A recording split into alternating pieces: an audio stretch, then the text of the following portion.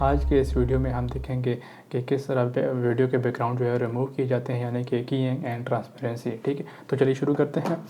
तो सबसे पहले जो है मैं अपने ग्रीन स्क्रीन फुटेज जो है इसको ड्रैग करके न्यू कंपोजिशन में डालूंगा। ठीक है, तो इसका फ़ायदा ये होता है कि जो फुटेज आपने सेलेक्ट की है उसकी उसी रेजोल्यूशन और उसी फ्रेम रेट के हिसाब से कंपोजिशन बन जाती है।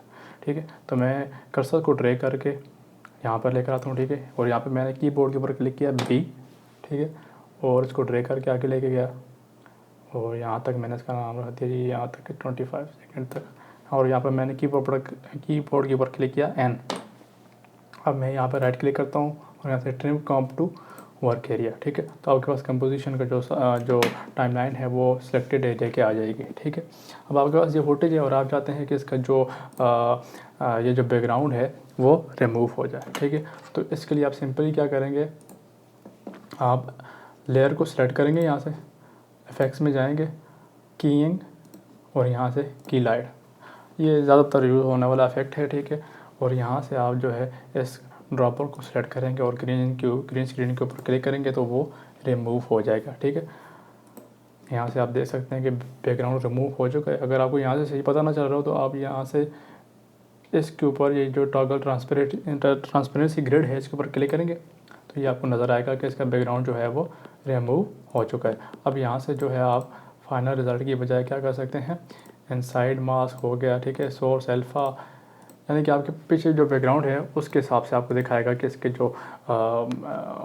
उसने कीइंग की है वो किस हिसाब से की है। ठीक है, अब हम क्या करते हैं कि फाइनल रिज़ल्ट के ऊपर क्लिक करते हैं तो आपके पास वो फुटेज जो है वो आ जाएगी।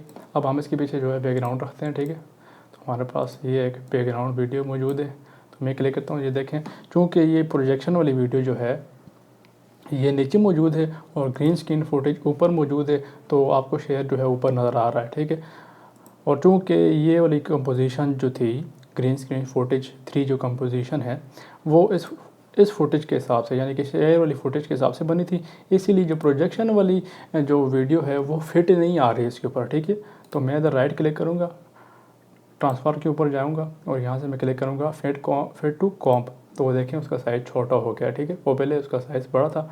मैं यहाँ से क्लिक करता हूँ और यहाँ पे एन क्लिक किया, right click trim comp to work area हो गया आपके पास। ठीक है, अब बैकग्राउंड मूव कर रहे हैं, हमें इसकी फ़िक्र नहीं जानी, क्योंकि आप जो है किसी भी ऑब्जेक्ट को ट्रैक करके इसको उसके साथ जो है पेरेंट कर सकते हैं, जैसे मैंने आपको पिछली वीडियो में बताया था। ठीक है, अगर आपको उसकी समझ नहीं है तो आप वो वीडियो देख सकते हैं।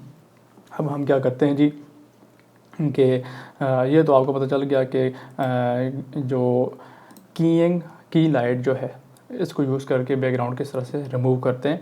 ठीक है, अब हमारे पास ये वाले ऑप्शन आते हैं ब्लेंडिंग मोड्स, इसकी बिना पर हम किस तरह से जो बैकग्राउंड है उनको चेंज वगैरह करते हैं। ठीक है, अब यहाँ पे देखें जी, अगर मैं यहाँ से एक फुटेज जो है, अगर मैं प्रोजेक्ट में जाऊँ तो यहाँ से मैं ये वीडियो जो है नीचे लेकर आता हूँ। ठीक है, और इसको मैं शट ऑफ कर देता हूँ। ठीक है, इसका स्केल जो है वो मैं डाउन करता हूँ, एस क्लिक किया और उसका जो स्केल है वो मैंने नीचे जो है कम कर दिया। ठीक है, इसको थोड़ा यहाँ तक। अब ये है कि आपके पास जो है एक ब्लैक कलर है और दूसरा है वाइट कलर। वाइट कलर को रिमूव करने के लिए अमूमन जो है लूमा कलर जो है वो यूज़ किया जाता है। ठीक है, लूमिनस से लूमा, और जो ब्लैक है उसके लिए अल्फ़ा यूज़ किया जाता है। अब आपने क्या करना है कि जो वीडियो और जो दो वीडियो आप इसमें ब्लेंड करनी है, ठीक है, उसके लिए क्या है कि आपने ये जो वीडियो है जो ब्लैक और वाइट है इसको ऊपर रखना है, और ये जो वीडियो है 1 मिनट में इसको डिलीट कर देता है। तो ये वाली वीडियो जो है ये क्या हो कि अगर हम यहाँ से ट्रिक मैट के ऊपर क्लिक करेंगे और यहाँ से लूमा मैट कर देंगे तो होगा क्या कि जो आपकी वीडियो है वो जो वाइट पोर्शन था उसके अंदर से नज़र आएगी। ठीक है, इसने किया है कि अगर मैं इसको फिर से नो ट्रैक करता हूँ, ठीक है, अगर आप ये देखें तो आपकी ये जो वीडियो थी इसके अंदर जो स्टार था वो वाइट था और जो बाकी एरिया था वो ब्लैक था।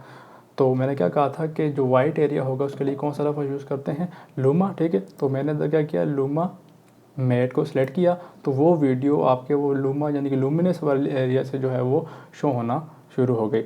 इसके मैं उलट भी कर सकता हूँ कि लूमा इन्वर्टेड, तो इन्वर्टेड का मतलब क्या है कि ये जो स्टार जो है ये ब्लैक रहेगा, ठीक, और बाकी जो है आपको इमेज जो है वो शो होएगी। तो ये देख सकते हैं आप जो है वो स्टार जो है वो ब्लैक हो गया और बाकी जो वीडियो है आपको उस एरिया के अंदर नज़र आ रही है। ठीक है, एक तो ये तरीका है। ठीक है, दूसरा आप क्या कर सकते हैं, ठीक है, जब मैं नो मैट क्लिक करता हूँ, उसको ओपन कर देता हूँ। अब आपका दूसरा तरीका क्या है कि इधर आप नॉर्मल क्लिक करेंगे और मल्टीप्लाई क्लिक करते हैं। ठीक है, तो ये भी बिल्कुल वैसा ही है। इसमें क्या हुआ कि उसने वाइट एरिया जो था वो रिमूव कर दिया। इसी तरह अगर आप इस फुटेज का ब्लैक एरिया जो है वो रिमूव करना चाहते हैं तो आप क्या करेंगे, यहाँ पर आकर स्क्रीन के ऊपर क्लिक करेंगे तो ब्लैक एरिया जो है वो रिमूव हो जाएगा। इसी तरह अगर आप ओवरले को क्लिक करेंगे, ठीक है, तो ये जो है स्क्रीन और मल्टीप्लाई दोनों का दरमियाना इफेक्ट जो है वो आपको देगा। तो ये इफेक्ट जो है, ये वाले ब्लेंडिंग मोड जो है, ये आप बेसिकली आप अगर आप अडोब फोटोशॉप यूज़ करते हैं तो आपको पहले से पता ही होगा कि ये किस तरह से यूज़ की जाते हैं। और बाकी ये जो ट्रैक मैट है ये किस तरह से यूज़ की जाते हैं। ठीक है, तो मिलते हैं अगली वीडियो में।